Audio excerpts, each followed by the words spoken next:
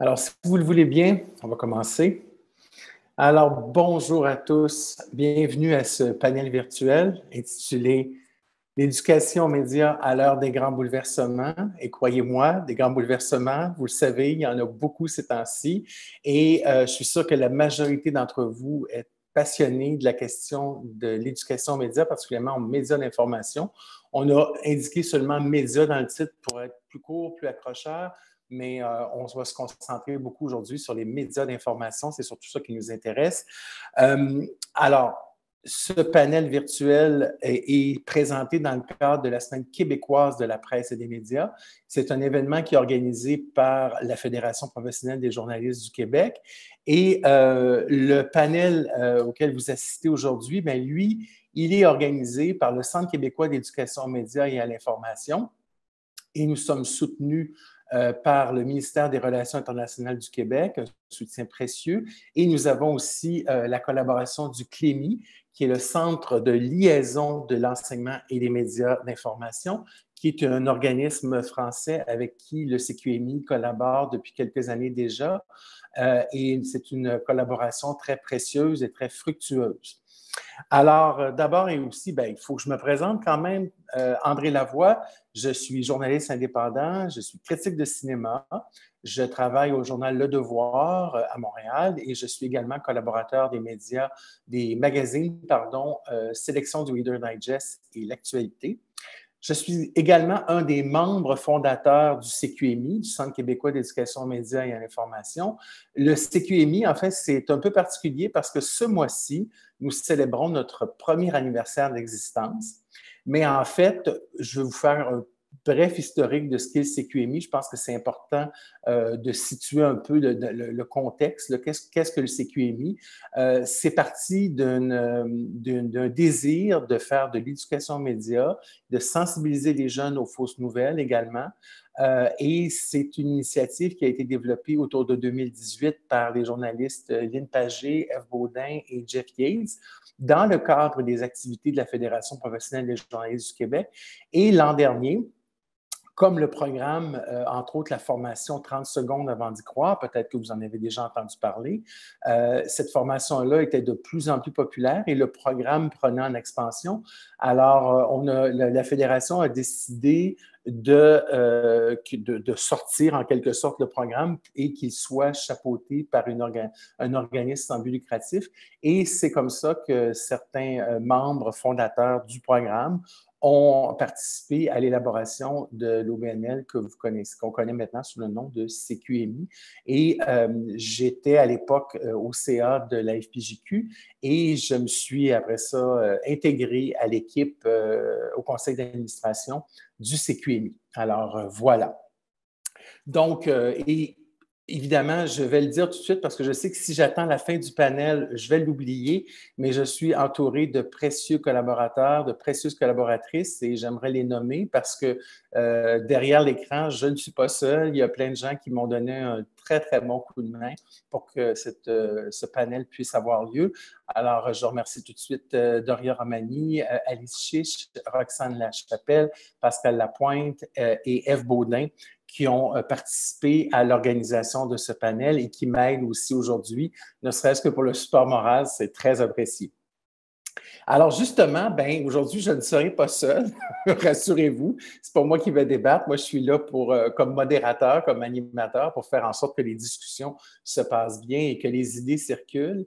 Alors avec moi, j'ai 4 panélistes de choc, de feu, des gens formidables avec qui j'ai déjà eu la chance de causer et qui sont très inspirants. Je suis sûr que vous serez inspirés aussi par leurs propos et surtout par leur engagement par rapport à l'éducation aux médias, par rapport aux jeunes et par rapport aussi à l'importance du journaliste parce que c'est ce qui guide l'action du CQMI, c'est ce qui guide aussi l'action de la FPJQ et ces gens-là, en fait, partagent les mêmes soucis par rapport à l'éducation aux médias et aussi peut-être aussi les mêmes soucis par rapport à la prolifération des fausses nouvelles. Alors d'abord, je vous présente FTC Bouchard. FTC Bouchard, elle dirige le département des contenus jeunesse et des audiences spécialisées des coops de l'information. Pour ceux qui ne sauraient pas ce qu'est les coops de l'information, c'est une initiative extraordinaire qui a permis le regroupement de 6 journaux régionaux au Québec, dont Le Soleil. D'ailleurs, affection particulière pour Le Soleil parce que j'ai commencé à lire les journaux en lisant Le Soleil parce que je viens de la région de Québec. Donc, il y a Le Soleil, il y a le Nouvelliste de Trois-Rivières et il y a aussi La Voix de l'Est de Granby. En fait, ils sont 6. Et Ève, elle travaille dans le milieu du journalisme, de la production, recherchiste, elle a été recherchiste aussi depuis une trentaine d'années. Elle a travaillé des émissions de télé jeunesse. Alors, Ève, merci d'être avec nous. Ça me fait plaisir. Maintenant, on est toujours du côté des dames. Karen Prévost-Sorbe, alors on traverse l'Atlantique, on s'en va en France. Alors, Karen est enseignante en histoire et géographie à l'Académie Orléans. Elle est coordonnatrice académique au Clémy depuis 2007 et on aime tellement Karen qu'on l'a invitée pour la seconde fois pour un panel dans le cadre de la Semaine de la presse. Karen, bonjour. Bonjour et bonsoir aux collègues français qui se sont connectés. Merci, Karen. Bonjour. Alors, ce n'est pas une guerre des clans, ce n'est pas une guerre des sexes, mais là, maintenant, on passe du côté des gars. Maintenant, je voudrais vous présenter Alexandre Chenette. Alexandre Chenette, il est enseignant d'éthique et de philosophie au niveau secondaire. Il est également conseiller pédagogique et il est très impliqué au récit. Et l'acronyme signifie en fait Réseau pour le développement des compétences par l'intégration des technologies. Alexandre, bonjour. Bonjour, merci de l'invitation. C'est un sujet qui me passionne. Merci d'être là, Alexandre.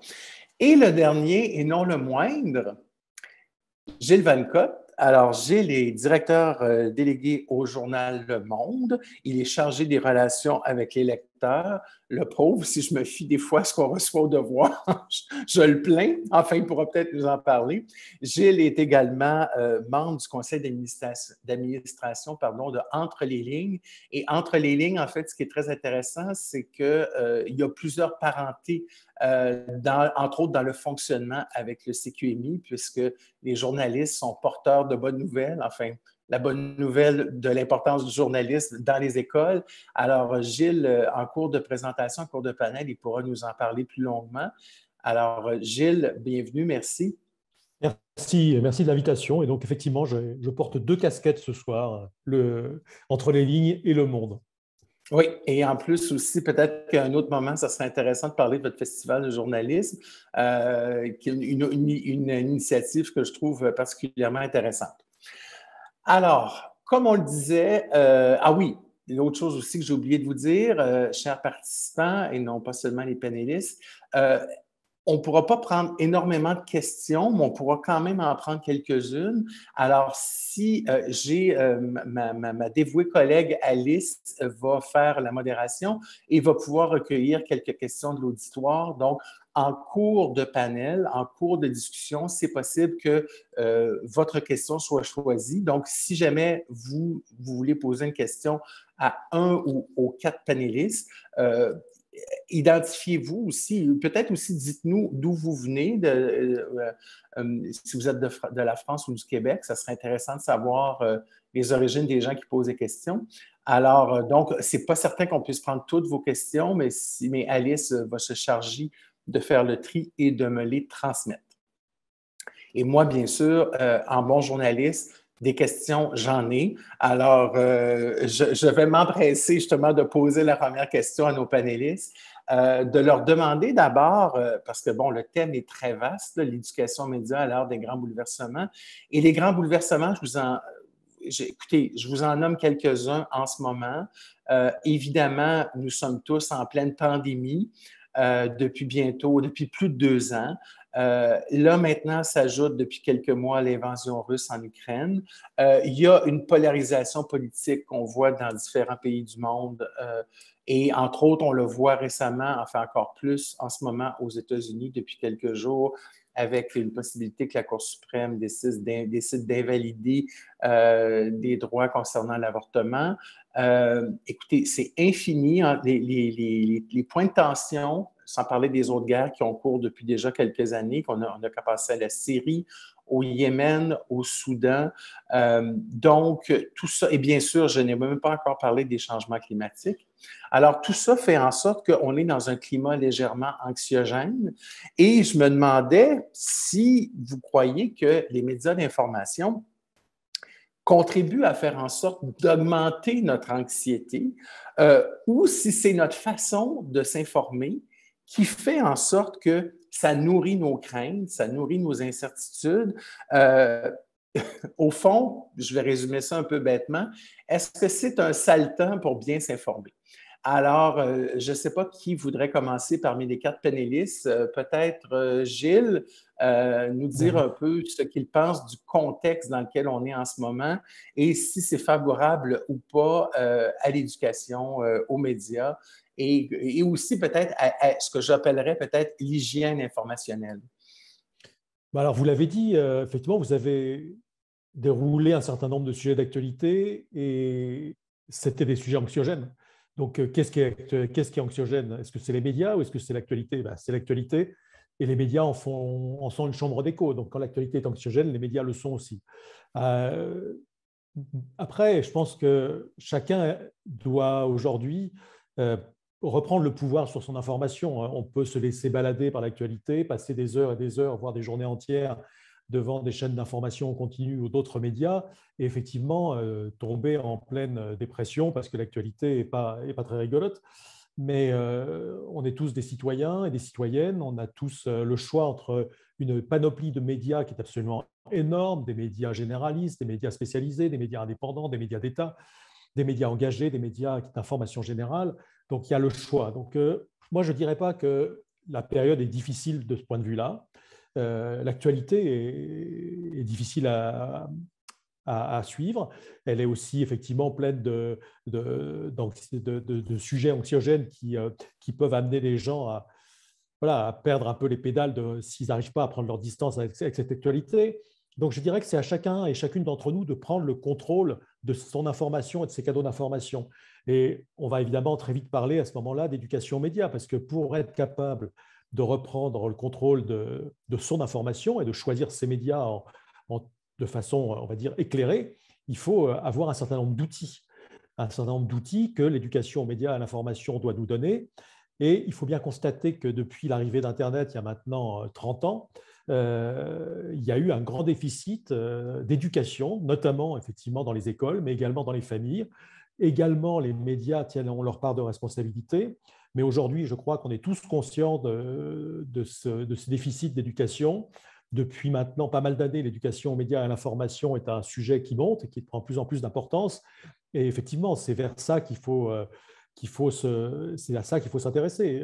Les gens qui passent 12 heures consécutives devant une chaîne d'information continue, on comprend bien qu'ils vont péter les plombs. Mais c'est aussi peut-être qu'ils n'ont pas les outils pour aller chercher les bonnes infos aux bons endroits et aussi avoir les moyens de dire stop quand il faut dire stop. Parfois, il faut être capable de se débrancher de l'actualité pour des raisons d'hygiène, comme vous le dites, en tout cas d'hygiène mentale. Mm-hmm. Merci Gilles. Déjà, vos propos suscitent des réactions parmi les autres panélistes. Alors, j'inviterai d'abord Alexandre à s'exprimer. Je suis sûr qu'il va aussi nous donner un point de vue jeunesse. Donc, je ne le qualifie pas pas nécessairement dire que le point de vue jeune, mais le point de vue de sa clientèle. Et ensuite, Ève Tessier-Bouchard va vouloir intervenir. Mais d'abord, Alexandre. Ben oui, mais c'est ça, mes élèves, ils ont 16-17 ans, là, fin du secondaire 4 et 5 là, ici au Québec. Puis, donc, oui, c'est anxiogène comme période, mais ironiquement, ça a vraiment poussé le monde vers l'éducation média, dans le fond. Nous, quand on a commencé il y a 3 ans avec le récit, on en parlait à faire des formations, on avait les centaines de profs les plus motivés, puis qui ça tenait énormément à cœur et tout. Mais avec la pandémie, puis on a vu ce que ça donnait, la montée du complotisme et tout. Fait qu'il y a plein de gens qui ont fait comme, OK, je m'en souciais pas avant, c'était pas dans mes cours, j'en faisais pas, j'avais pas le temps, mais là, j'ai comme pas le choix d'en faire parce que ça se passe. Et là, l'Ukraine, ça a été la coche de plus. Là, bien du monde, bien des jeunes étaient sur TikTok, puis là, de plus en plus de gens ont été sur TikTok. Et sur TikTok, c'est comme la journée même, les informations sont allées. Fait que là, on en reçoit encore plus de milliers de profs qui font comme, OK, là, ils m'en parlent. Tu sais, même si je veux faire mon cours, je vais parler d'autres choses. Les jeunes me parlent qui ont vu ça sur TikTok, puis c'est vrai ou c'est pas vrai. Fait que c'est ça. Donc, dur moment pour les nouvelles, c'est difficile. Puis c'est très anxiogène parce que les profs nous le disent aussi. Puis on le voit chez nos jeunes, c'est très difficile à vivre tout ça pour eux.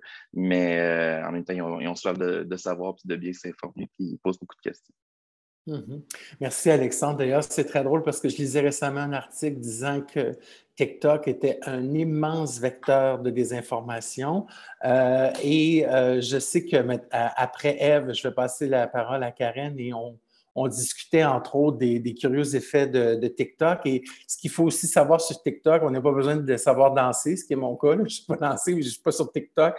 Mais sur TikTok, c'est que les jeunes sont non seulement consommateurs de contenu, mais aussi producteurs, ce qui pose toutes sortes de questions assez importantes sur la manière dont on fait de l'éducation média, dans la mesure où on n'est plus dans la dynamique de passivité d'un émetteur-récepteur. C'est fini. Là. Les jeunes participent, élaborent des contenus. Et je suis sûr que Ève a une opinion là-dessus. Ève? Bien, en fait, oui, je vais d'abord réagir à ce que tu viens de dire. Oui, ils sont créateurs de contenu, mais surtout, ils sont là. C'est là que les jeunes sont.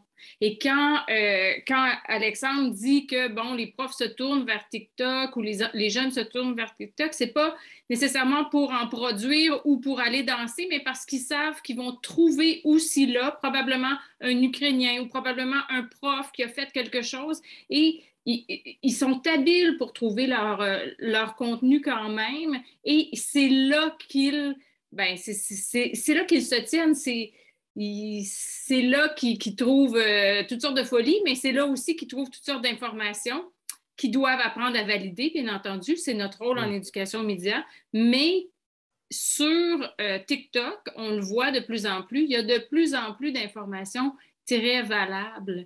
Il s'agit juste de passer ça dans un tamis. Ça, bien évidemment, c'est notre rôle comme éducateur, comme journaliste, de leur apprendre quel tamis prendre puis comment le shaker comme il faut. mais il faut s'adresser aux jeunes, en particulier aux ados, mais aux enfants aussi, là où ils sont. Et je voulais quand même aussi réagir au fait que oui, l'actualité est anxiogène, la planète est une grosse angoisse en ce moment, mais ce qui est encore plus angoissant, c'est quand on ne comprend pas. Alors, quand on se fait bombarder de choses et qu'on n'a pas la base pour comprendre, même savoir quand on est petit, c'est où l'Ukraine, savoir qu'est-ce que c'est, comment ça se passe quand je vais me faire vacciner ou alors comment se transmet un virus ou est-ce que je peux transmettre le virus à mon chat? Ça peut être une question qui prend toute la place dans la vie d'un enfant parce que son chat, il l'aime, parce qu'il pense qu'il peut peut-être le contaminer. Puis c'est des questions auxquelles on doit répondre aussi. Alors, c'est anxiogène en général, mais de ne pas comprendre, d'être petit et souvent, moi, je parle pour moi qui fais des contenus pour les 8-12 ans particulièrement, quand on est petit, souvent on se fait mettre de côté en disant ben ça, c'est pas pour les enfants. Ah, leur expliquer ça, ça va encore plus les angoisser. Alors qu'il y a des études, puis il y a des études récentes qui ont été faites justement pendant la pandémie qui démontrent exactement le contraire. Plus je comprends, moins je suis anxieux. Plus j'ai des informations et que je suis capable de répondre correctement, par exemple, à certaines questions sur un sujet comme la COVID, ben moins ce sujet-là va m'angoisser.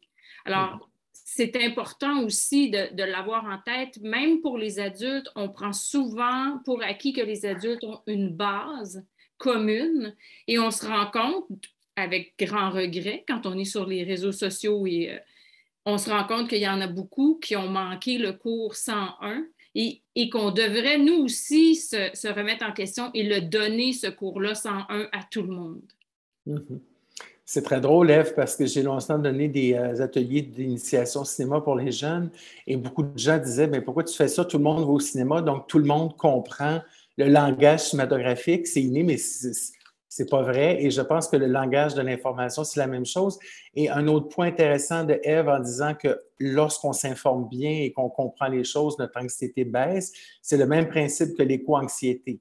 C'est sûr que l'éco-anxiété, c'est pas une fantaisie, c'est un phénomène qui existe, mais lorsque les gens s'impliquent, lorsque les gens vont à la source, lorsque les gens posent des gestes pour justement en faveur de l'environnement, c'est prouvé que l'éco-anxiété baisse. Absolument. Karen, j'aimerais ça vous entendre réagir aux propos de Ève, d'autant plus que, et en plus aussi, je vais me permettre de le dire, il y a des réfugiés ukrainiens dans votre école. Vous avez, donc, ce n'est pas nécessairement juste une question d'actualité, mais c'est un phénomène tangible que vous vivez dans vos lieux. Je ne veux pas nécessairement que vous élaboriez uniquement là-dessus, mais je trouvais ça intéressant, en tout cas, quand vous m'en avez parlé.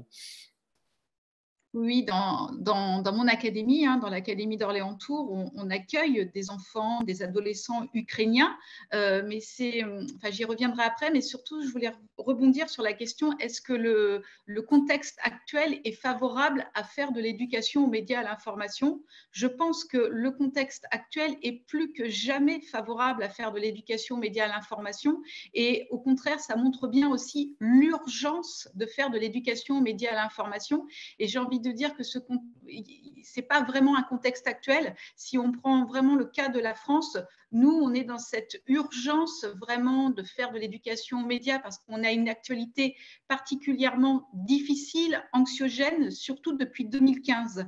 Et vraiment, depuis 2015, je peux dire entre guillemets, on baigne dedans et on voit bien qu'il y a une urgence à faire de l'EMI à l'école, au collège, au lycée.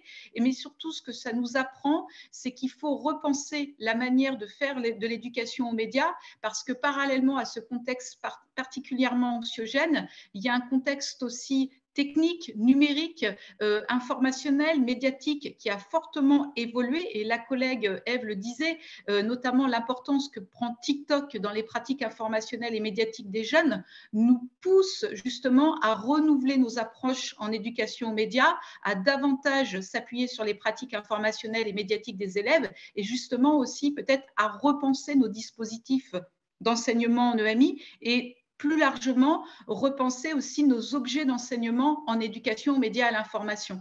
Là, c'est clair, et les choses s'accélèrent. Moi, c'est ce que j'observe au quotidien dans mon académie, c'est qu'il faut vraiment renouveler la manière dont on pense, dont on fait vivre l'EMI dans nos classes. Et là, je le vois bien, notamment avec le conflit en Ukraine. Je suis tout à fait d'accord avec Ève. Là, ce qui a été assez déstabilisant et surprenant pour nous, c'est que nos élèves français, le premier contact qu'ils ont eu informationnel avec la guerre en Ukraine, c'est via des vidéos TikTok réalisées par des adolescents ukrainiens et ils ne parlent pas l'ukrainien, mais via l'image, via les mises en scène, ils se sont imprégnés de ce conflit, ils en ont fait une lecture assez particulière et ça fait écho à ce que je vous disais tout à l'heure, qu'il faut renouveler nos approches et peut-être parfois aussi revenir aux fondamentaux de l'éducation aux médias. Je pense qu'il y a tout un travail à faire aujourd'hui avec nos élèves sur ce qu'on appelle la littératie visuelle. Et TikTok nous oblige à ça. Voilà, c'est ça ce que je voulais dire surtout. Bien, avant de passer à l'intervention d'Alexandre, j'ai une question d'un membre de l'auditoire, M. Raymond Fournier, et c'est en lien, écoutez, ce panel n'est pas commandité par TikTok, je vous assure, mais peut-être de le préciser maintenant parce que je pense que ça va, la question de M. Fournier, M. Raymond Fournier, va sans doute aider s'il y a dans l'auditoire des professeurs qui sont confrontés à la présence, j'oserais dire peut-être envahissante de TikTok. Alors, lui se demande comment aller chercher une information complète, et j'oserais ajouter vérifiée, sur TikTok, alors que le contenu est très simple ou très court. Et là encore, j'ajouterais les rédactions, les salles de rédaction d'à peu près tous les journaux du monde entier s'arrachent les cheveux à savoir comment faire pour utiliser TikTok de la bonne manière. Alors, est-ce qu'il y a un de nos 4 panélistes qui pourrait répondre à la demande de M. Fournier, à savoir, dans le fond, où trouver du bon contenu sur TikTok, du contenu peut-être vérifié, mis à part le gars qui est plutôt rigolo du Washington Post, qui n'est pas toujours très édifiant non plus, mais qui est quand même amusant. Peut-être Ève, et je n'oublie pas Alexandre après. En fait, on est tous en train de se poser ces questions-là. Alors, je ne sais pas si ma réponse va être incomplète, mais je pense que déjà, d'utiliser ce que les jeunes nous montrent, ce qu'ils nous partagent, de l'utiliser et d'ensuite, quand je parlais de le passer dans le tamis, mais ça reste que on doit partir de ce qu'ils nous mettent sur la table et ensuite de voir avec eux, de chercher, de trouver des réponses, de l'analyser. Ça ne se fait pas tout seul, bien entendu, mais ce qui est intéressant, c'est de partir de ce qu'ils apportent et de ce à quoi ils accordent une importance et une crédibilité. Là, ensuite, c'est aux accompagnateurs de faire un peu le ménage dans tout ça. Mais je pense qu'on ne doit pas rejeter ce mode-là d'information et de communication des jeunes. C'est un début de conversation, selon moi, et peut-être que Karen aura une autre opinion ou pourra faire du surf sur mon opinion, mais je pense que c'est un début de conversation. Il faut saisir ces occasions-là. Et tu parlais du Washington Post. Il fait toutes sortes de simagrées, mais ça reste qu'il est quand même attaché à un journal crédible et on peut partir de là, on peut démarrer la conversation à partir de choses que les jeunes nous présentent. Il faut être à l'écoute, il faut être très ouvert en ce moment parce qu'il y a vraiment des choses très intéressantes partout sur les réseaux sociaux. Il y en a des vraiment très poches aussi, mais il faut les aider à faire le tri. Mm-hmm. D'ailleurs, ça résume pas mal bien ce qu'on retrouve dans l'ensemble des réseaux sociaux. Il n'y a pas que du bon contenu, il y en a du bon. Il faut savoir trier le bon grain de l'ivraie et même les pitreries de notre ami du Washington Post peuvent être parfois assez inspirantes. En tout cas, moi, j'avoue que, mais bon, je vais arrêter de faire l'apologie En fait, peut-être que ce gars-là vient de rattacher plusieurs jeunes qui ne s'étaient jamais intéressés à l'information avant. Moi, c'est comme ça que je le vois, en fait. Ensuite, une fois qu'on les a, là, il faut les faire cheminer à travers nos autres canaux puis les intéresser à autre chose. Mais probablement qu'il y a des jeunes qui s'étaient jamais intéressés à l'actualité, qui n'avaient jamais ouvert le Washington Post de leur vie, qui là, ont été comme séduits un peu et pourront, si on est habile en tant que média, en tant qu'accompagnateur, pourront les aider ensuite à cheminer vers les médias fiables qu'on connaît ou en tout cas vers une pensée critique aussi. Oui. Alexandre, est-ce que tu peux ouvrir comme on dit, des carnets des bonnes adresses de restaurant? Est-ce que tu as des bonnes adresses à nous proposer aujourd'hui? Pourrez-vous partager ceux que je suis? Non, mais je n'ai pas de nom à donner en particulier d'influenceurs, mais il y a vraiment beaucoup. Tu sais, je pense qu'il faut sortir. Il y a beaucoup d'adultes, de personnes qui ne sont pas sur TikTok, qui sont restés avec l'idée, c'est les jeunes qui se filment en train de faire des chorégraphies, puis c'est ça TikTok, ils perdent leur temps là-dessus. Puis c'est vrai que l'algorithme est extrêmement puissant pour la rétention du temps, puis tu peux passer énormément de temps, ça c'est vrai, mais ça a beaucoup évolué en dedans d'un an et demi, 2 ans.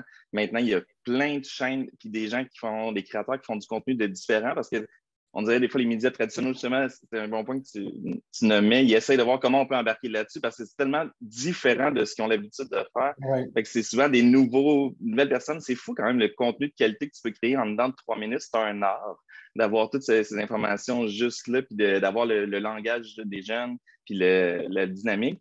Puis, aller sur le Washington Post, certains, oui, là, quelques-uns. La plupart, pour aller plus loin, ils vont aller sur YouTube là, directement.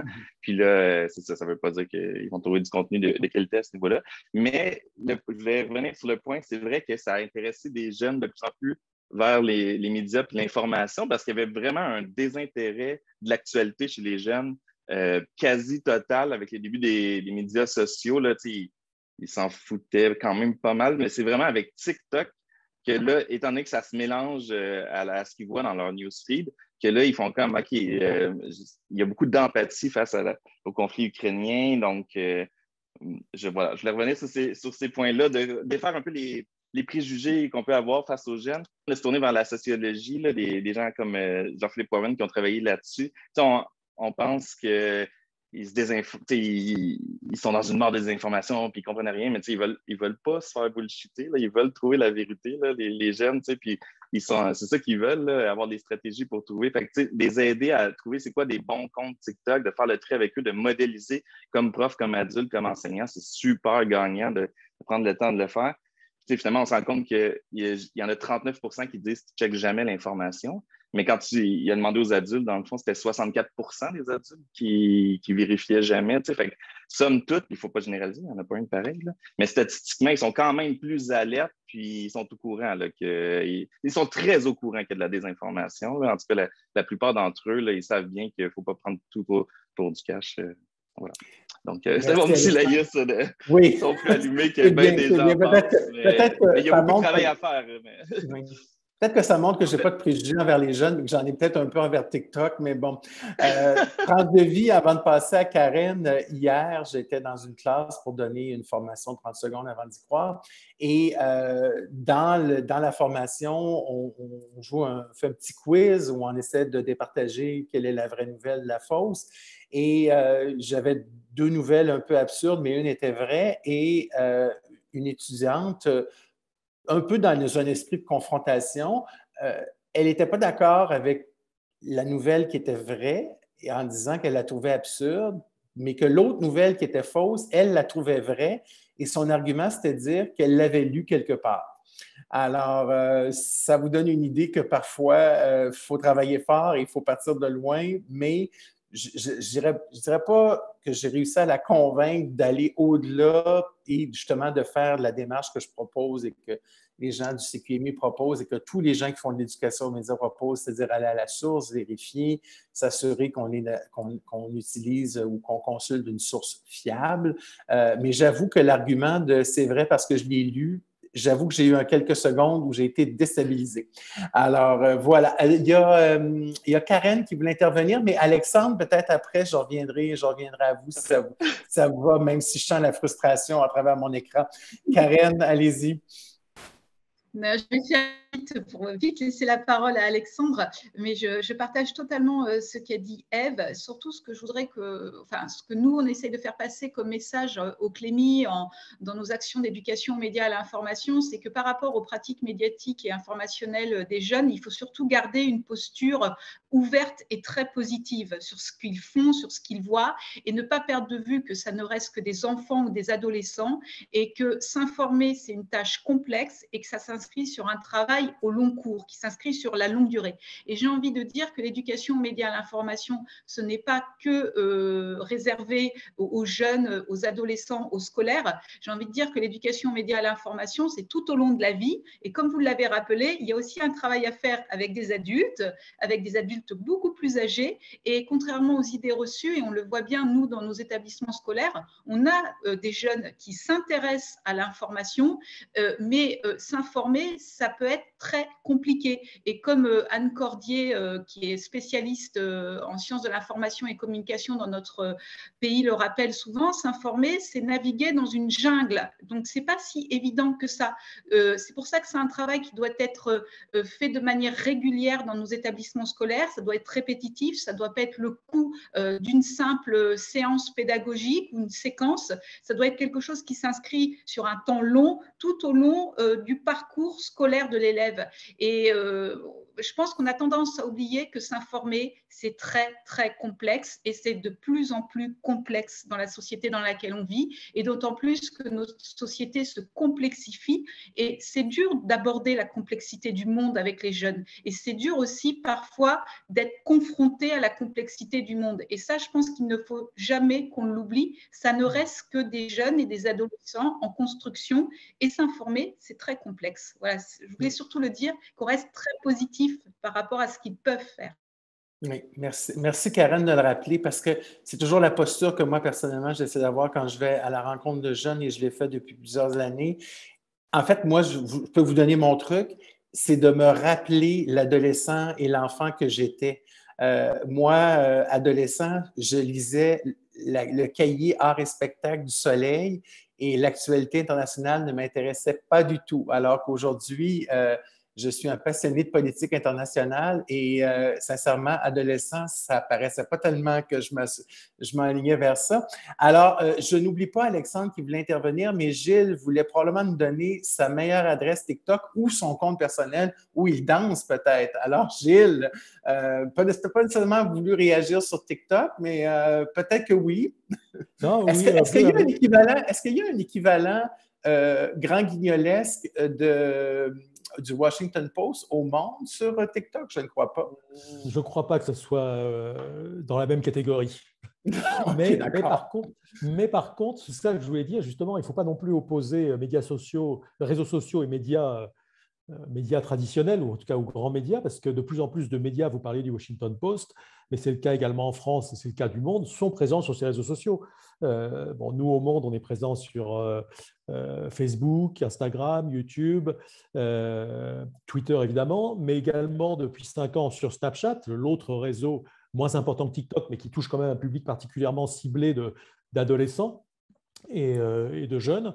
Et on est présent depuis 2 ans maintenant. On produit des contenus TikTok également. Alors peut-être moins délirants que ceux du confrère du Washington Post, mais néanmoins, régulièrement, chaque semaine, plusieurs fois chaque semaine, on produit des contenus sur TikTok et on produit tous les jours une édition Story Snapchat qui est un repackaging, si j'ose dire, de nos contenus du monde, mais sous format Snapchat, avec évidemment beaucoup plus de visuels et de vidéos et des formats très courts. Mais on est présent depuis maintenant 4 ans sur ce réseau social-là. Donc, on n'est pas là en spectateur de ce qui se passe sur les réseaux sociaux. On essaye d'y aller quand ça a un intérêt. Évidemment, on n'y va pas à tout prix juste pour être présent, mais parce qu'on pense que c'est là, sur ces plateformes-là, qu'il faut proposer des contenus qui sont justement traités professionnellement. Et je pense qu'il ne faut pas non plus infantiliser, si j'ose dire, les jeunes. On s'aperçoit qu'on va dans les classes, dans le cadre de l'association Entre les lignes, que certains savent très bien où ils sont et savent très bien se repérer dans le maelstrom de l'information et faire la différence entre un site de fake news et un site d'information qui est traité professionnellement. Certains sont très démunis, mais d'autres sont assez débrouillards et finalement sont sans doute moins perdus dans cet univers-là qu'un adulte qu'on projetterait sur TikTok et qui serait effectivement totalement désemparé. Mm-hmm. Merci, Gilles. Maintenant, je passe la parole à Alexandre. On peut enchaîner. Allez-y.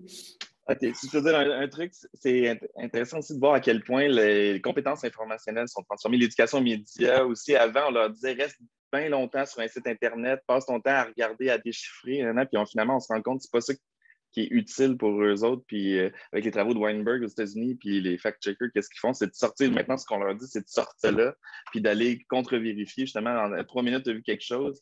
Puis, c'était pour revenir aussi sur la demoiselle qui disait « je l'ai lu, fait que ça doit être vrai ». Donc, c'est pour ça que nous, c'est super important de parler aux jeunes de biais cognitifs, du biais de vérité illusoire ou du biais de confirmation. Donc, les biais cognitifs, quand ils comprennent les biais cognitifs qui sont agissants dans les médias, ils sont plus à même justement de voir comment ça fonctionne puis de réaliser à quel point les médias ne sont pas eux-mêmes. Ils ont des biais, mais nous, on a des biais cognitifs, des raccourcis intellectuels qui nous font prendre des décisions. Donc, c'est pour ça qu'on ne peut pas adresser chacune des nouvelles qui va arriver. Ça va trop vite comme prof, on ne fournirait pas de faire une activité pédagogique sur tout ce qui se passe constamment, surtout dans le monde d'aujourd'hui. Néanmoins, on peut travailler sur les réflexes de pensée critique, les biais cognitifs, les stratégies. Donc, on peut faire de l'éducation aux médias comme ça qui permettrait d'être prêt à faire les bons choix sur les réseaux. Merci, Alexandre. C'est drôle parce que ça nous permet de passer à ma prochaine question. Et c'est des propos qui ont déjà été soulevés par Karen et des propos qui me touchent personnellement parce que, bon, c'est ce que je crois aussi, mais sauf que ça se fracasse au mur de la triste réalité, à savoir que s'informer, ça prend du temps. Et il y a quelque chose à notre époque et encore plus avec le climat actuel, qu'on a bien défini, qui est anxiogène, chaotique, difficile, stressant, c'est l'idée que s'informer, ça prend du temps. Et à l'opposé, il me semble, du haut de mes 56 ans, que le flot de nouvelles n'a jamais été aussi rapide, aussi frénétique. Écoutez, moi, je me rappelle de débats byzantins, là, il y a 20-25 ans, sur les ravages de l'information continue à la télévision.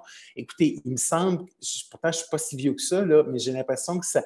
Puis on a beau dire en faisant des blagues que c'était au siècle passé, il me semble que et pas, il me semble, l'information s'est accélérée, mais l'accélération de l'information dans un contexte d'éducation aux médias, dans un contexte de sensibilisation aux impacts des fausses nouvelles, ça me semble encore plus difficile. Est-ce que, là, je vais me permettre de faire l'emmerdeur de service ou l'avocat du diable, selon l'expression que vous préférez, est-ce que c'est pas, au fond, je dirais pas presque peine perdue ou on y va de guerre lasse, mais est-ce que c'est difficile, à votre avis, de faire de l'information dans un contexte comme le nôtre en ce moment où, je vais le dire bêtement comme ça, tout va trop vite?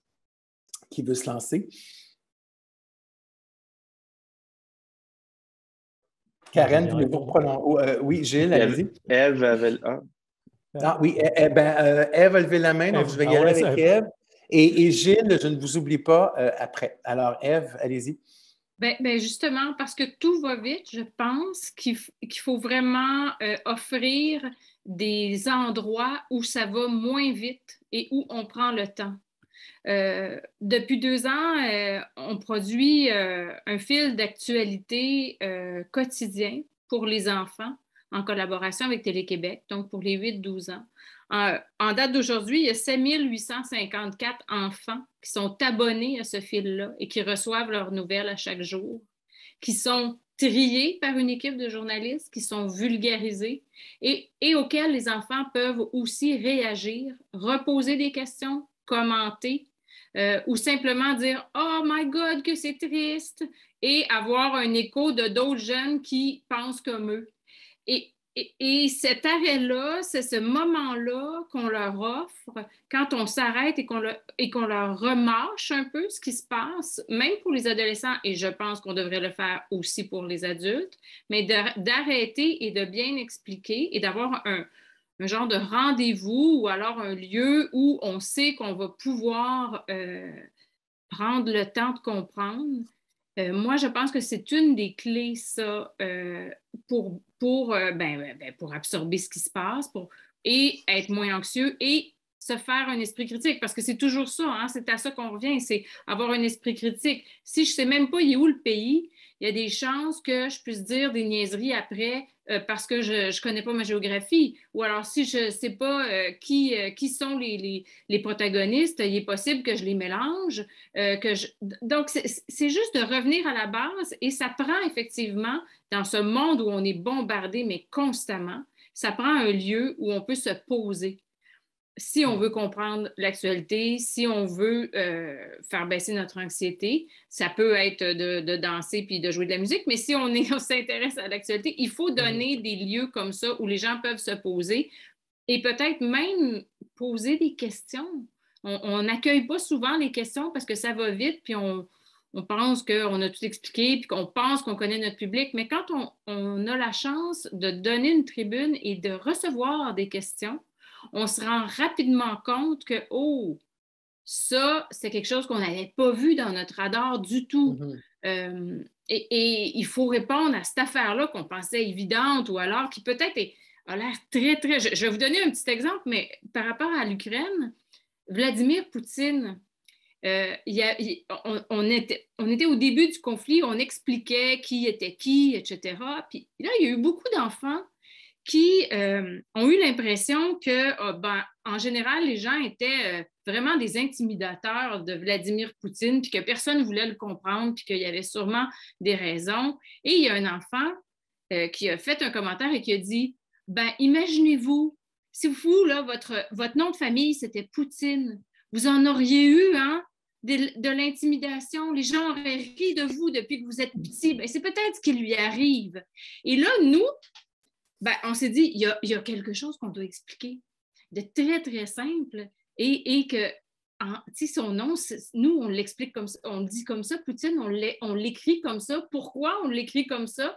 Pourquoi? Puis on s'est rendu compte que finalement, il y avait même des adultes qui pensaient que Poutine, c'était P-O-U-T-I-N-E et que ça référait au mets national.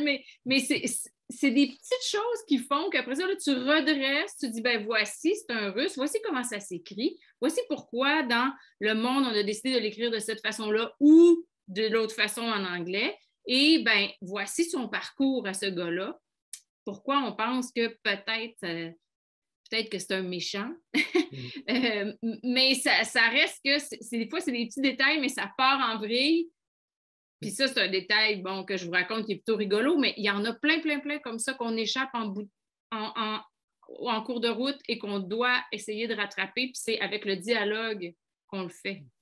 Mais en fait, ce que vous dites, Ève, c'est que des fois, utiliser le ressort de l'humour, un biais un peu plus ludique pour arriver à quelque chose d'un peu plus sérieux, pour amener du contenu. Alors, mais je trouve l'exemple de Poutine, le nom de famille, très, très éclairant à cet égard.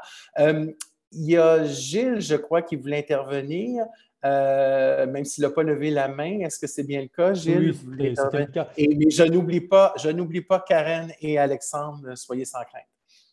Non, mais ce que vient de dire Ève m'a un petit peu coupé l'herbe sous le pied, mais effectivement, il faut savoir ralentir. Alors, ce n'est pas tellement l'actualité qui a accéléré depuis 30 ans, c'est les outils de traitement de l'actualité. C'est quand même l'actualité. Il y a eu des périodes d'accélération, des périodes de frein à toutes les époques. Mais aujourd'hui, elle est traitée en quasi instantané et c'est bien l'arrivée d'Internet et des outils numériques qui nous permet de le faire et qui nous a un peu projetés dans ce mouvement perpétuel. Et effectivement, on sent le besoin parfois de freiner. Alors effectivement, déjà au niveau des journalistes, il faut être capable de freiner pour produire une information de qualité et authentifiée. Et c'est ce qu'on sait faire au Monde, quitte parfois à prendre 15 minutes de plus que nos confrères, mais éviter si possible d'annoncer quelque chose qui va être démenti dans les minutes qui suivent.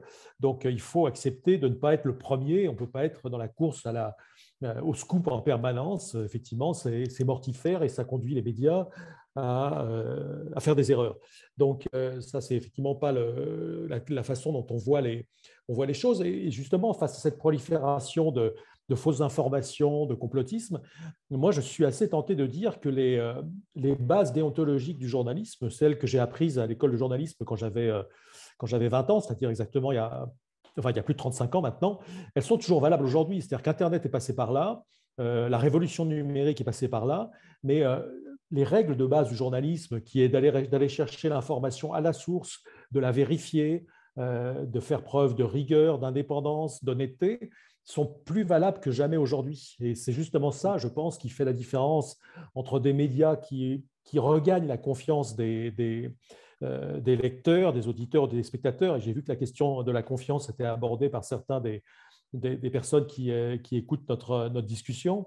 Et moi, je suis profondément persuadé que c'est ce qu'on appelle le journalisme de qualité, donc justement avoir un haut niveau d'exigence qui va permettre de restaurer cette confiance. Et on le voit aussi bien avec des journaux comme le New York Times, des journaux comme le Guardian, j'espère des journaux comme Le Monde, que justement cette exigence de qualité, ce haut niveau d'exigence, aujourd'hui commence à payer. Et ces journaux-là, qui ont eu des années quand même très difficiles avec la révolution numérique, sont en train aujourd'hui de sortir la tête de l'eau et sont des médias qui ont un public extrêmement large et qui est de plus en plus large. Donc ça, c'est très encourageant. Ouais. Il y a aussi, entre autres, justement, vous mentionniez le Guardian qui a explicitement décidé de ne pas nier les changements climatiques, les appeler comme tels et d'aborder une couverture de ces enjeux-là sans nécessairement avoir la fameuse approche traditionnelle là, pour contre, mais d'y aller de front et pour justement expliquer les enjeux qui sont de plus en plus anxiogènes justement par rapport au changement climatique et en fait d'appeler un chat un chat. Alors maintenant, Karen. Oui, par à la question de l'accélération de l'information, ce que je voulais dire, c'est que nous, du côté d'éducation aux médias et à l'information, on a noté aussi une accélération. On a noté une accélération notamment sur tout ce qui concerne les désordres informationnels. Tout à l'heure, Gilles évoquait la question du complotisme, des fake news. Eh bien, c'est quelque chose aussi qui s'est accéléré du côté de l'enseignement et de l'éducation. Et moi, la problématique qui se pose à nous aujourd'hui, c'est qu'on est beaucoup dans le debunking et on aimerait être dans le pré-bunking, c'est-à-dire d'avoir le temps de travailler de manière vraiment plus approfondie en EMI avec les élèves, plutôt que depuis quelques années, courir derrière des phénomènes informationnels. Et ce qu'on aimerait en éducation aux médias, c'est plutôt peut-être inoculer un vaccin contre la désinformation plutôt que d'être toujours dans l'urgence.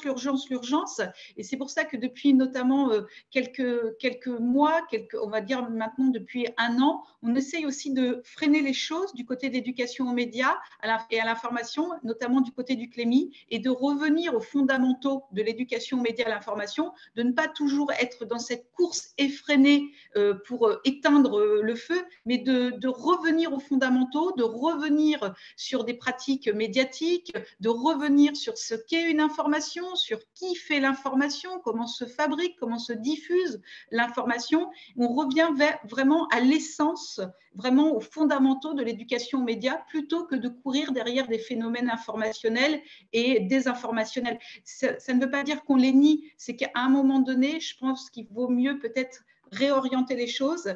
Et vraiment, se joue quelque chose aujourd'hui entre debunking et pré-bunking, et on voudrait maintenant revenir sur du pré-bunking, vraiment avoir le temps de mener ce travail de prévention et d'éducation sur un temps long plutôt que dans l'urgence systématique. Et moi, j'ai l'impression, en France, notamment depuis 2015, on est dans l'urgence systématique, en fait. Et ce n'est pas forcément toujours satisfaisant, parce qu'on est toujours dans l'urgence, on est toujours à flux tendu, et je ne suis pas certaine que ça soit bon. Donc, il vaut peut-être mieux revoir les choses et revenir aux fondamentaux. Voilà, c'est ça ce que Karen, comme on dit, ne restez pas loin parce qu'il y a une question de l'auditoire qui est en lien avec justement ce que vous appelez les fondamentaux, et tout à l'heure, je vais revenir à vous. Je vais vous la poser à vous, mais je vais aussi évidemment demander aux autres panélistes d'y répondre. Mais je veux pas oublier Alexandre. Alors, Alexandre, vous vouliez intervenir aussi. Oui, j'aime ça, cette idée de pré-debunking. Effectivement, si on peut comparer, peut-être qu'au Québec, nous, on développe la citoyenneté à l'ère du numérique. C'est vraiment ce qu'on encourage, vraiment de travailler, parce que c'est vrai que ça prend du temps, ça doit être fait en amont, puis il faut développer des stratégies. Parce que la pensée critique, ça ne se développe pas dans l'abstrait. Il faut que tu aies des connaissances. Là. Tu ne peux même pas savoir remettre en doute si tu ne sais pas, là, si tu n'as aucune connaissance de base. Là. Fait que c'est pour ça que nous, on encourage tous les profs à en faire. Évidemment, c'est très difficile parce que les programmes au Québec sont vraiment... Ils n'ont pas de temps, ils ont de la misère à rentrer. Heureusement, nous, on a un cours qui s'appelait Éthique et culture religieuse, qui devient Culture et citoyenneté québécoise, qui est un cours de pensée critique et de dialogue, qui est en train d'être écrit à l'instant même.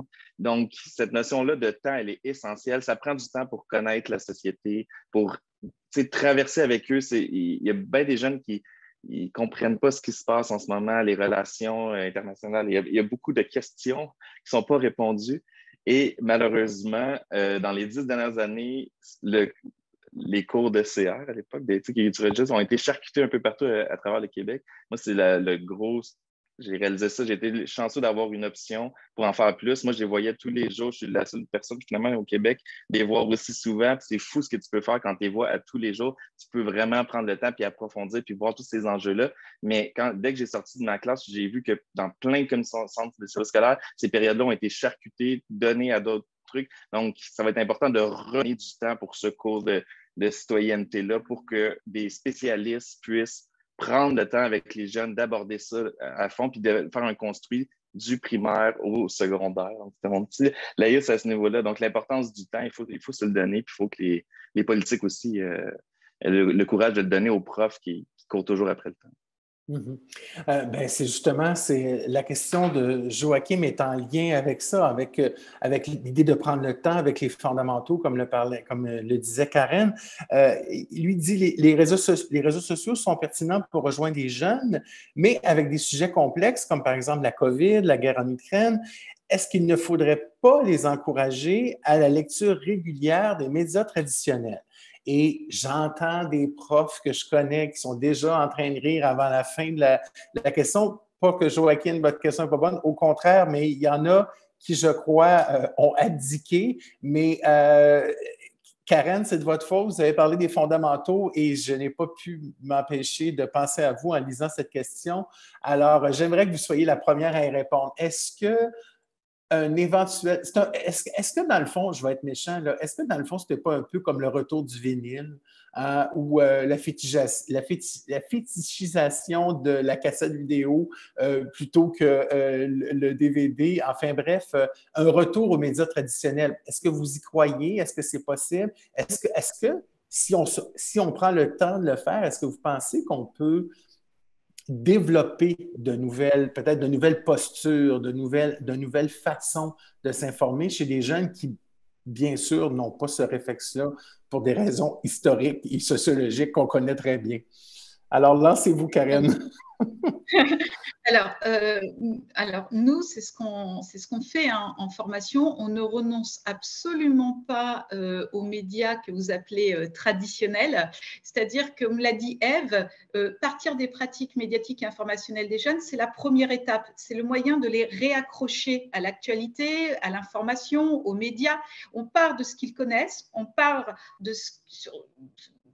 d'un média, d'une information qu'ils connaissent, mais l'idée, c'est bien de les amener vers autre chose, quelque chose qu'ils ne connaissent pas. Et donc, on ne renonce pas à les amener vers les médias traditionnels, vers la presse écrite, vers la radio, vers d'autres productions médiatiques, vers d'autres contenus informationnels. On n'y renonce jamais. Mais c'est vrai qu'au départ, on s'appuie sur les pratiques pour ouvrir le champ et ouvrir le champ des possibles. Et on le fait au fur et à mesure de leur âge, de leur maturité et des sujets, parce qu'il y a des sujets aussi qui s'y prêtent bien à aller vers d'autres médias. En tout cas, moi, quand j'étais enseignante d'histoire-géographie, j'adorais utiliser notamment des podcasts, notamment des contenus radiophoniques avec mes élèves. Et petit à petit, je pouvais les amener vers des émissions de France Info, France Inter. Je n'y ai jamais renoncé. Et après, ce qui était bien, c'est que moi-même, je les amenais vers une pratique médiatique. J'avais la chance dans mon établissement scolaire d'avoir un studio de radio. Donc, petit à petit, je les amenais vers de la pratique médiatique, c'est-à-dire eux-mêmes devenir producteurs et diffuseurs d'informations en respectant des codes journalistiques aussi. Donc, je pense que c'est un travail qui se fait progressivement, mais je pense qu'il ne faut jamais renoncer à plus d'ambition, d'exigence intellectuelle, culturelle pour eux et de les amener progressivement vers ces médias que vous appelez traditionnels. En fait, moi, je n'ai jamais renoncé à les amener vers, notamment par exemple mes élèves au lycée, vers Le Monde, même si ce n'était pas leur première lecture, à un moment donné, on y arrivait progressivement. Parce qu'il y a des élèves qui petit à petit finissent par adopter ce qu'on leur propose. Je ne dis pas qu'ils vont l'adopter définitivement, mais je pense qu'il y a une acculturation à la formation qui peut se faire progressivement. Et je vous remercie d'avoir parlé de la question de la sociologie, parce que je pense aussi qu'il faut être ambitieux pour nos élèves, parce que certains n'ont aucune acculturation à l'information dans leur cercle familial, sauf que certains se destinent à des études supérieures où le fait de ne pas être acculturé à l'information va devenir un véritable handicap pour eux dans leur choix d'études supérieures. Et ça, c'est vérifié par des études scientifiques. Il y a des élèves qui arrivent dans certaines filières supérieures et ils n'ont pas eu cette acculturation à l'information et ça les met en grande difficulté et ça devient même stigmatisant et discriminant dans leurs études supérieures. Voilà. Donc, il y a un enjeu fort pour nous de les emmener vers d'autres médias, vers d'autres sources d'information que leur première source d'information. Pour moi, c'est une vraie ambition culturelle, intellectuelle pour eux, quoi. Et donc, on n'y renonce pas, il ne faut jamais y renoncer. Voilà.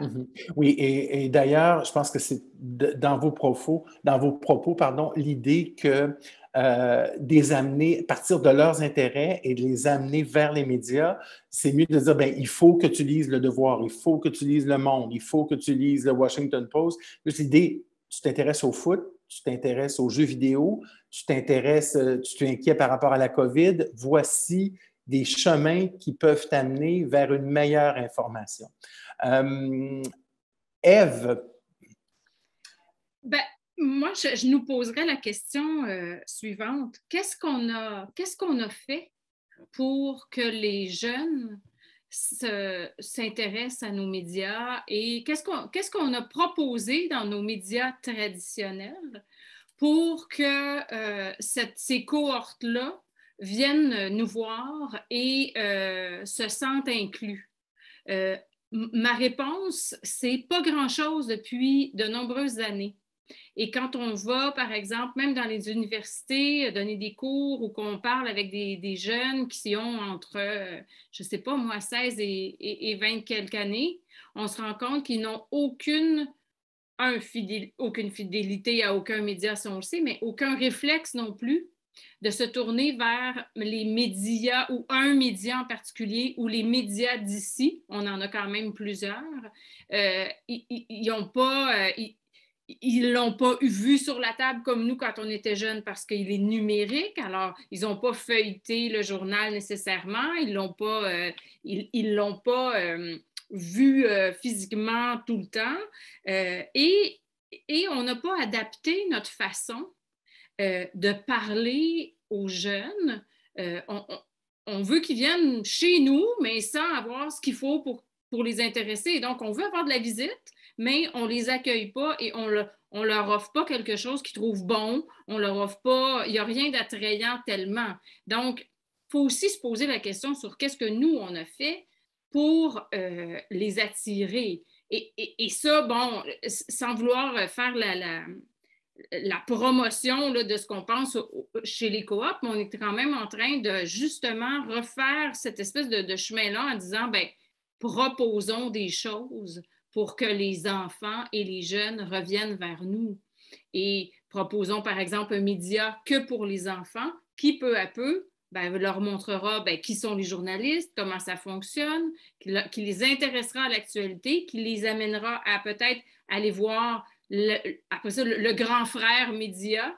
Et ça pose aussi un autre problème, c'est qu'on aura bientôt plus de relève de lecteurs pour nos propres médias. Alors, tout ça fait en sorte qu'on doit aussi se demander qu'est-ce qu'on fait, nous, et pas juste pourquoi ils ne viennent pas? Pourquoi ils viennent pas? Qu'est-ce que tu fais pour qu'ils viennent?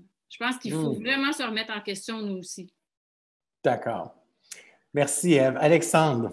Oui, moi, je suis d'avis vraiment avec Ève. Je suis d'accord qu'il ne faut pas renoncer, puis on ne renoncera pas parce qu'on est des pédagogues, puis on veut que tout le monde, on veut sauver le monde, puis que tout le monde apprenne, mais pour vrai, je suis vraiment moins optimiste que certains dans la salle, peut-être. Là.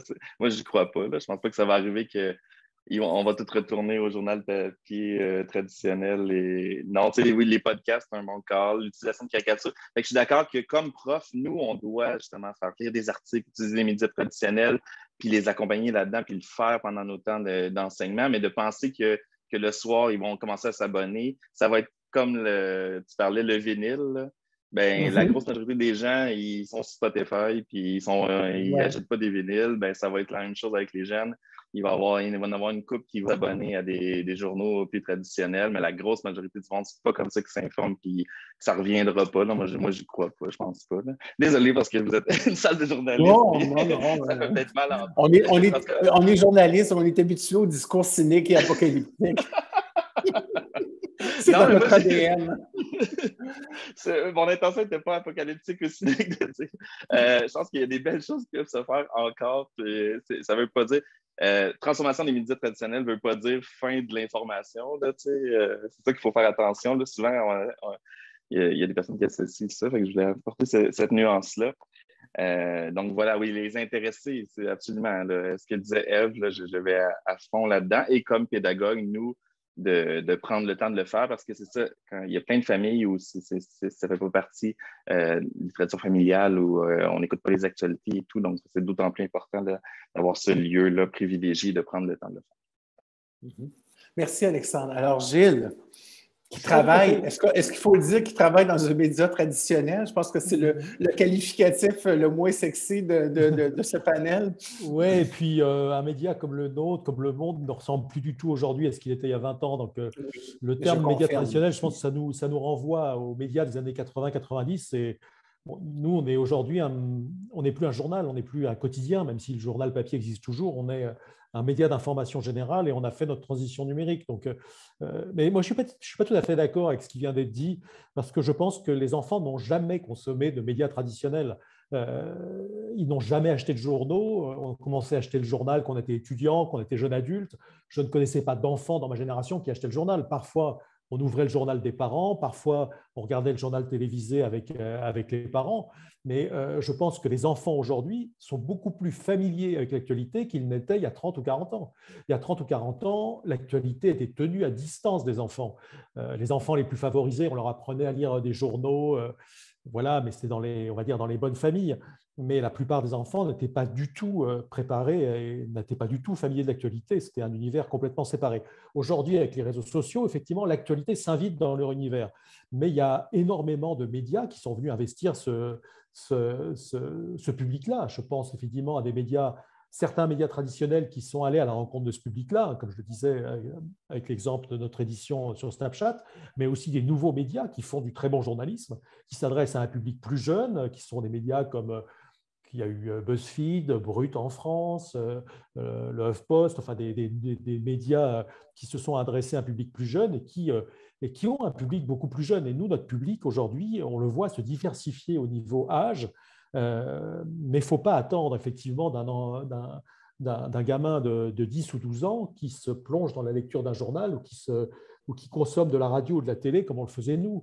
Il y a des modes de consommation qui ont complètement changé, mais donc, effectivement, on ne reviendra pas à un âge d'or qui n'a jamais existé. Je pense que c'est, pour faire un peu écho à ce que disait Alexandre, je pense qu'on fantasme beaucoup cet âge d'or.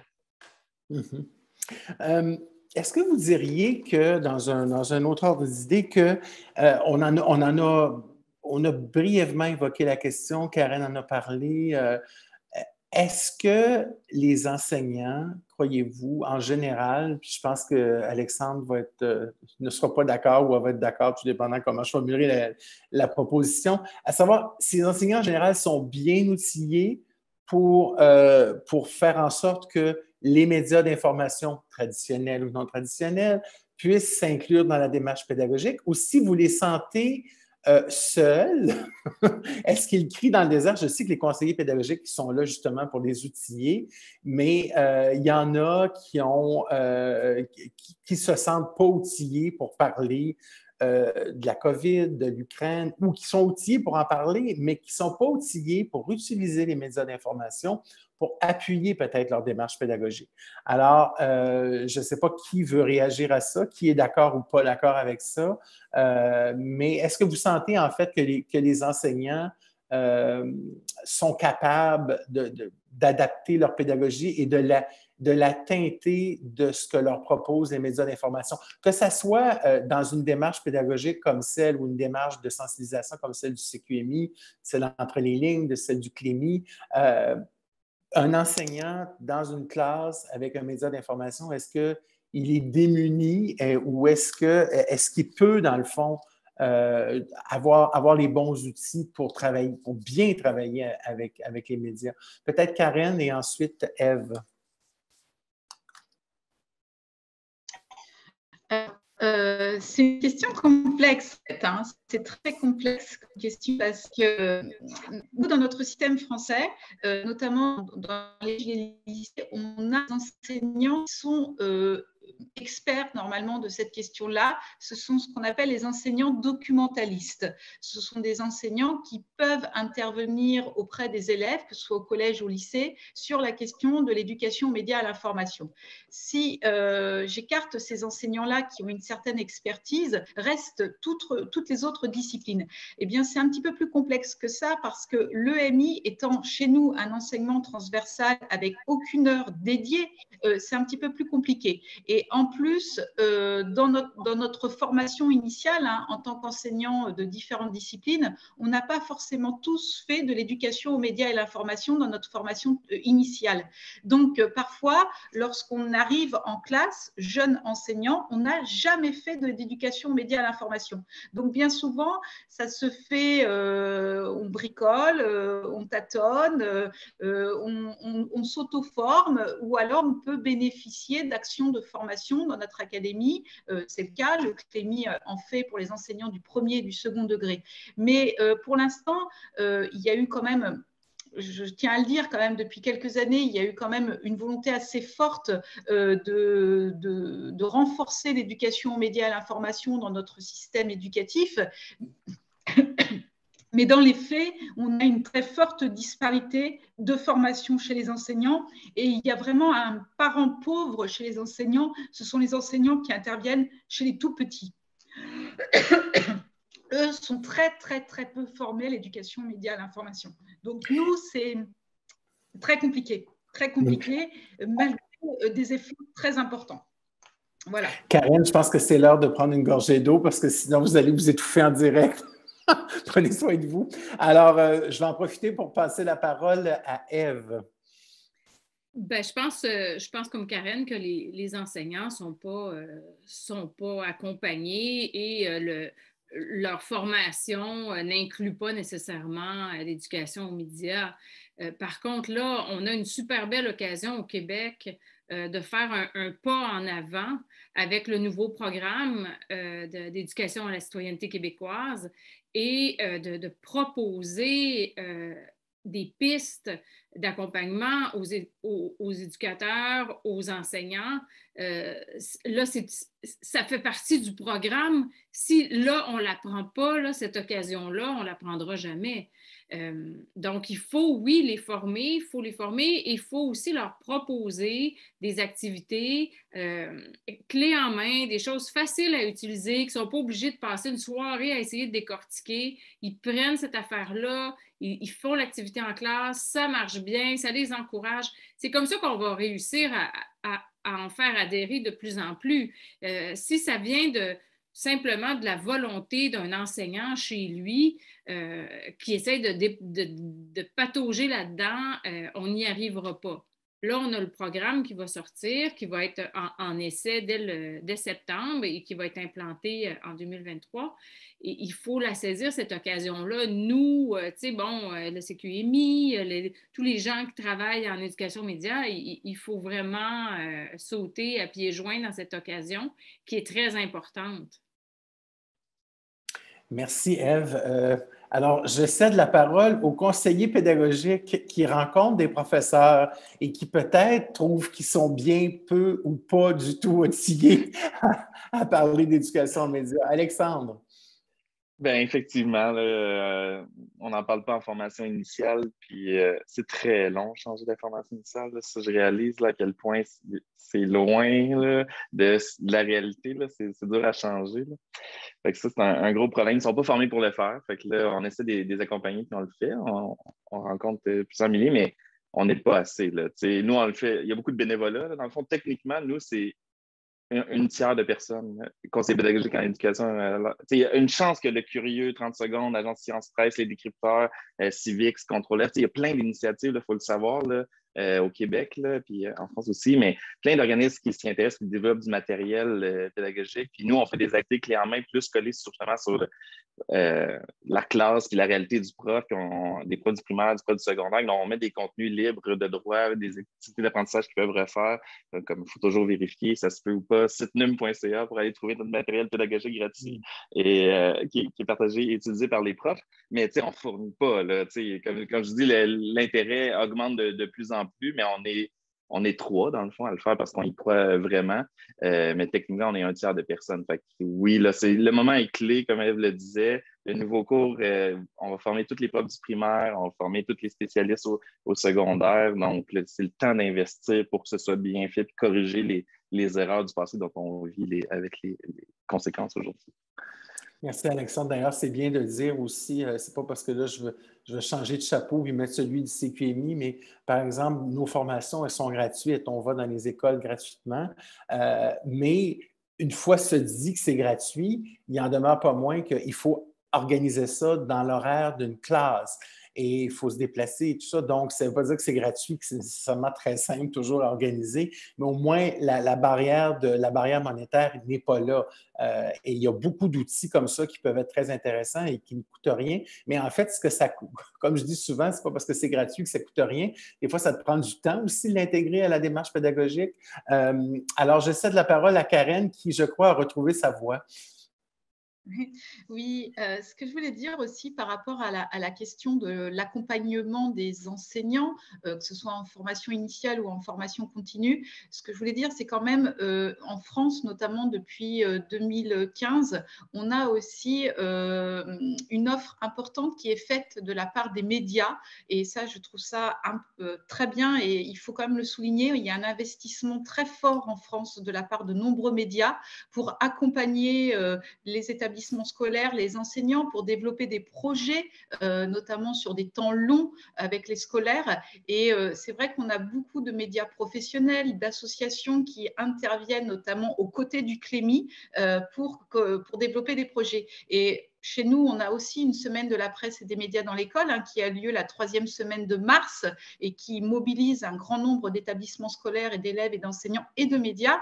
Et je pense qu'il faut quand même souligner le rôle important que peuvent jouer les médias professionnels aujourd'hui aussi au quotidien. Ils sont eux-mêmes énormément producteurs de ressources et des ressources qui nous sont très utiles en classe. Donc là, je vais peut-être laisser Gilles le dire parce que justement, l'association Entre les lignes, c'est une association qui est importante pour nous sur le territoire français. Merci Karen. Justement, on voulait quand même passer un petit peu de temps pour parler de ce genre d'initiatives-là, comme celle d'Entre les lignes. Donc, Gilles, peut-être nous en dire un mot. Je ne sais pas si c'était l'objet de votre commentaire, mais peut-être ça serait intéressant que vous nous en parliez, autant pour les participants français que pour inspirer les participants québécois. Ce n'était pas ce que j'avais prévu de dire, mais je vais le dire en prélude. Effectivement, Entre les lignes est une association qui a été créée en 2013 par une journaliste de l'AFP, l'agence France-Presse, Sandra Lafont, et un journaliste de Reuters, Olivier Guillemin. Dans un premier temps, c'était uniquement des journalistes de l'AFP qui en faisaient partie et qui allaient donc répondre à des demandes d'enseignants qui voulaient que des journalistes viennent devant leur classe pour au moins 2 ateliers, jamais un seul atelier unique, au moins ils venaient forcément 2 fois. Et depuis maintenant 5 ans, les journalistes du Monde, puis du groupe Le Monde, c'est-à-dire les autres rédactions du groupe Le Monde, comme Courrier International, Télérama, La Vie, l'Obs ou le HuffPost, ont rejoint Entre les lignes. Donc aujourd'hui, il y a à peu près 200 bénévoles, il y a à peu près 300 interventions par an dans les écoles. Et voilà, mais c'est uniquement les rédactions du groupe Le Monde, de l'AFP et d'un site internet qui nous a rejoint récemment qui s'appelle Contexte qui interviennent. Et ce que je voulais dire, c'est que le problème, c'est que ces acteurs associatifs ou privés viennent pallier à une absence de moyens quand même sur l'éducation aux médias, et j'ai l'impression que c'est un peu la même chose au Québec.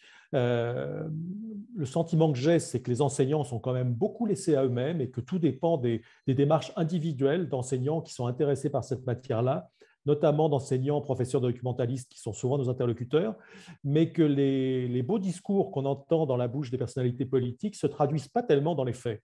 Aujourd'hui, effectivement, l'éducation aux médias et à l'information n'est pas un enseignement dédié dans le cadre de notre cursus scolaire.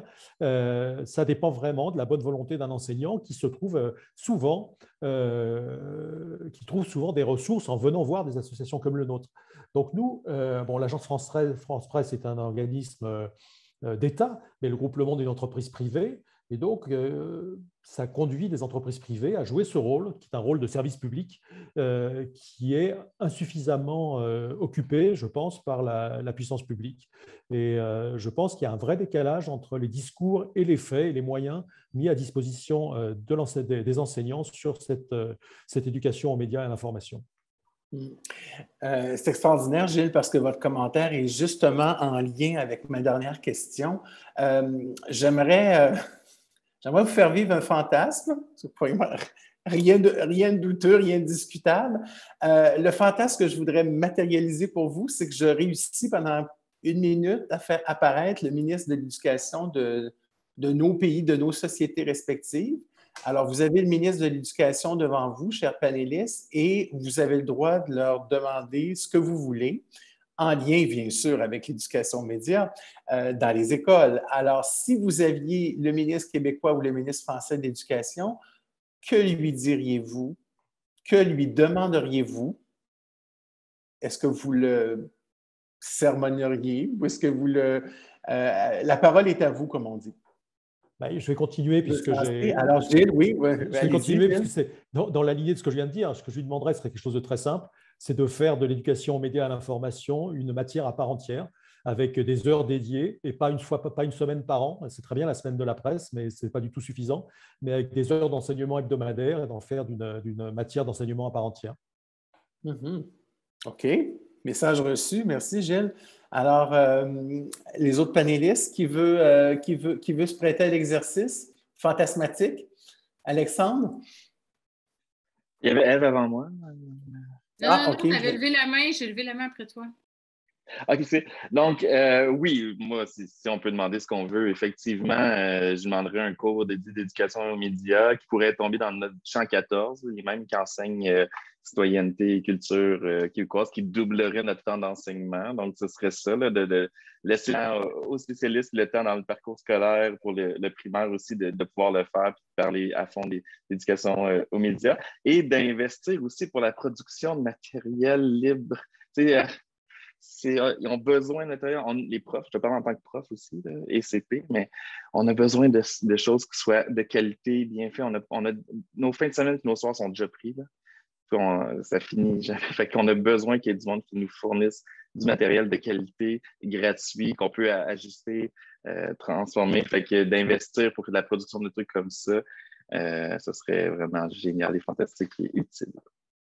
Et peut-être que j'ajouterais de lui demander peut-être de s'assurer de faire encore plus la promotion d'outils et d'organisations qui existent déjà et qui font déjà ça et qui ne sont pas nécessairement toujours connus des enseignants. Ève? Bien, moi, je l'ai eu devant moi, puis je lui ai dit exactement ça. Est-ce qu'on peut savoir lequel? Monsieur Roberge. Monsieur Roberge, d'accord. J'ai passé une heure avec lui récemment. Et c'est exactement ce que je lui ai dit. En fait, je lui ai demandé de l'argent qu'il m'a donné pour faire de l'éducation aux médias. Et je lui ai parlé de ce qu'on... Tu peux nous donner son numéro de téléphone, Ève? Non, je garde ça pour moi.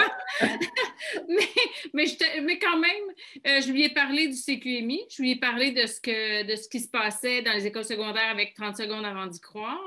Je lui ai dit que tout ça devait faire partie du cours qu'il était en train d'implanter. Il me racontait que lui, quand il était enseignant, il prenait souvent les fiches qu'on faisait à RDI Junior, parce que je produisais RDI Junior il y a une vingtaine d'années. À chaque jour, il y avait une fiche pédagogique et il me disait, moi, je les prenais toutes les fiches pédagogiques et je les utilisais. Alors là, il m'a ouvert la porte, là, mais c'était tellement magnifique. Alors, c'est sûr que je lui ai dit que si on en avait de l'argent pour faire des fiches pédagogiques, tous les autres profs pourraient aussi faire comme lui et s'en servir. Alors, c'est sûr qu'il faut marteler ça absolument. Ce cours-là ne peut pas se rendre dans les écoles si on n'a pas le matériel, si les profs n'ont pas le matériel nécessaire pour faire de l'éducation aux médias. C'est la même chose que dire les profs vont faire de la philosophie pour enfants, qui est aussi incluse dans ce projet de programme. Si les profs n'ont pas une base en philosophie pour enfants, il ne se passera rien pantoute.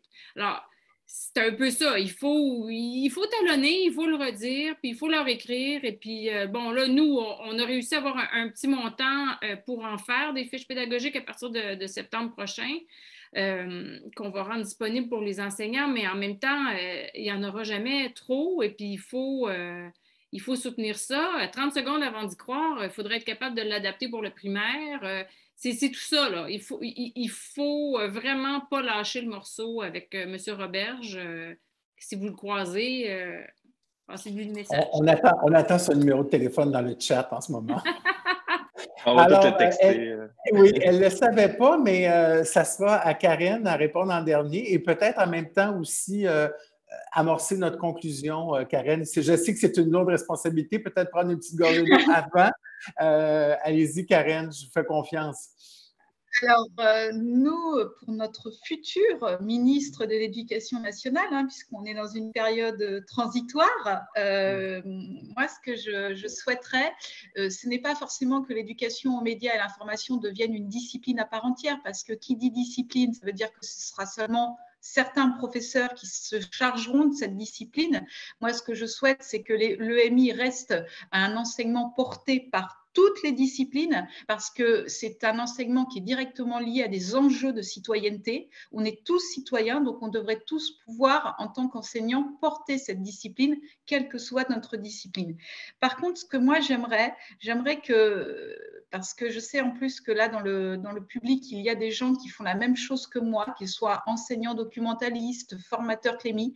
Moi, j'aimerais qu'il y ait, à l'échelle de notre institution, une vraie reconnaissance des compétences acquises par les personnes, les enseignants, les formateurs qui font au quotidien de l'EMI, mais leurs compétences acquises ne sont pas forcément reconnues. Et j'aimerais qu'à un moment donné, ces compétences soient véritablement reconnues dans leur parcours professionnel.